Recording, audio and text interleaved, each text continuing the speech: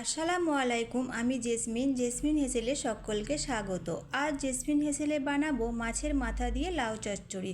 তার জন্য একটা ছোট মতো লাউ নিয়ে নিয়েছিলাম। লাউটা সরু সরু করে কুচিয়ে নিয়েছি আর এখানে নিয়েছি মাছের মাথা। চলো তাহলে রেসিপি শুরু করা যাক। তার জন্য গ্যাসে একটা প্রেসার কুকার বসালাম। প্রেসার কুকার গরম হতে দিয়ে দিলাম পরিমাণ মতো সরষের তেল।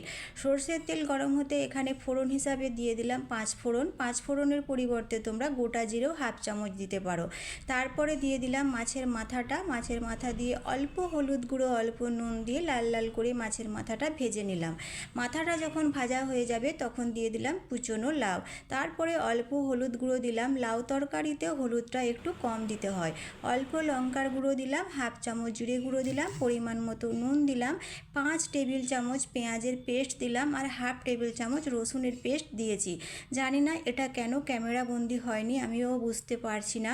তারপরে ভালো মতো করে কষতে হবে মিডিয়াম আঁচে। লাউ তরকারিতে কিন্তু পানি দেওয়া চলবে না। লাউয়ের মধ্যে যেই পানিটা বেরোবে ওই পানিতেই কিন্তু তরকারিটা রান্না হয়ে যাবে। কষতে কষতে দেখো কত পানি বেরিয়ে গেছে আর কাঁচা গন্ধও চলে গেছে। এই পর্যায়ে কুকারের ঢাকা লাগিয়ে 2টো সিটি দিয়ে দিতে হবে। 2টো সিটি দেওয়ার পরেও কত পানি বেরিয়ে গেছে দেখো। এই পানিটা চচ্চড়ি করে নিলে আমাদের লাউ চচ্চড়ি রেডি। ভালো লাগলে লাইক করবে। আল্লাহ হাফেজ।